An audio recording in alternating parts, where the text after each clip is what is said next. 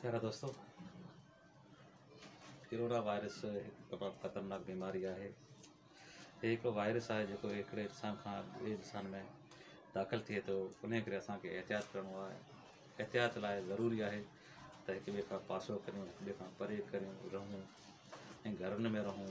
हिकु लॉकडाउन जेको गवर्नमेंट असांजी कयो आहे उनजो ख़्यालु रखूं त जीअं असां कोरोना वायरस खां पाण बि बची सघूं ऐं ॿियनि खे बचाए सघूं। खंघि ज़ुकाम बुखार आहे त जल्दी पंहिंजे डॉक्टर सां रुजू करियो, हुनजो इलाजु करायो।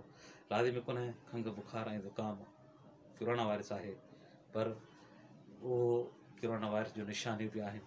उन करे उन सां जल्दी तयारु करियो। ऐं हिकिड़ी ॿी वॾी ॻाल्हि त हींअर ग़रीब तबको तमामु घणो परेशान आहे। उनखे राशन न पियो मिले, उन्हनि खे 12,000 बि न पियो मिलनि। हा, मिलिया आहिनि ज़रूरु, लाज़िमी कोन्हे, पर रुपये मंझा 4 न मिलिया आहिनि। ऐं जेकॾहिं अव्हांजे पाड़े में को ॿार को घर बुखियो आहे ऐं अव्हां खायो पिया त बराए महिरबानी उन जो बि ख़्यालु करियो। अव्हां वटि महीने ॾींहं जो राशन आहे त बराए महिरबानी थोरो बि सही पर उनखे ॾींदा करियो, ताकी हुनजो बि चाहन हले।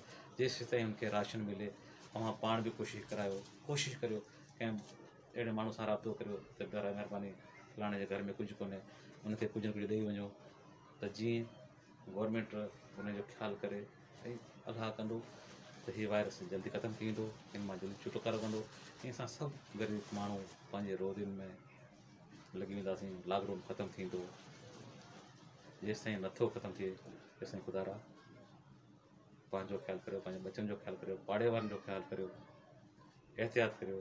घरनि में रहो, घरनि में रहो, घरनि में रहो। जय श्री राम। अल्लाह हाफ़िज़।